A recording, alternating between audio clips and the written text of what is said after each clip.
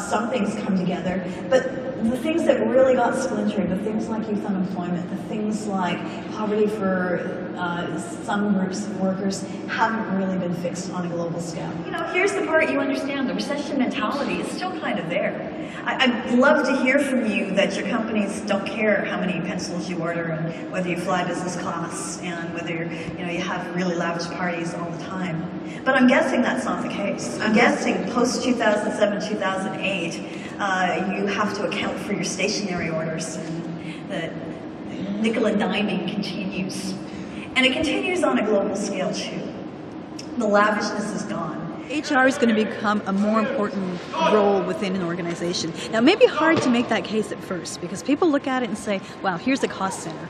But an HR department that has creative ideas, that can manage the change, that can bring forth options for companies to save money, get more out of workers, transition the things that need to be transitioned, is not really a cost center. They're a profit center.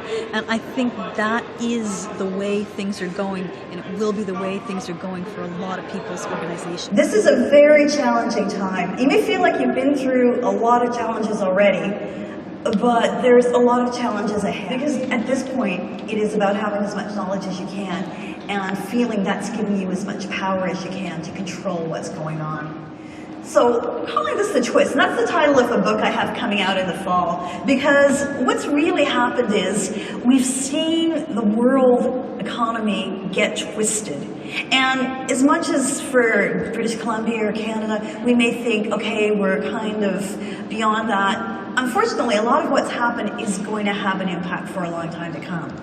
And there are more economic gyrations ahead.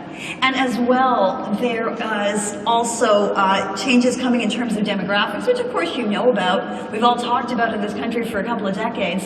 But the fact is, it's all happening at the same time. And that's really the challenge. And I call the economic situation kind of the Humpty Dumpty economy, because I feel like the world economy got smashed, and it's hard to put it back together again. Just coming out of school, 20 to 24, I have it on the graph here for a lot of countries, but you can see, or I hope you can see on there, that it's a crisis situation for most of Europe. Canada is not quite as bad as it was in the 80s, which is good to see. Now, the next twist we're going to deal with is the demographic twist. We've talked about this for a long time, and now it's happening. An aging workforce, aging population, some people coming in, not a whole lot of people leaving the workforce, and a lot of things changing because the two twists are hitting together. This, I think, is going to be the issue of the next 10 years, the loss of opportunity for those in their 20s, for youth, in a lot of the world. And the social implications of that, the economic implications, are going to be huge. We've seen them already. We saw them with Arab Spring, we saw them with the riots in London last year, but I think that's the beginning of it.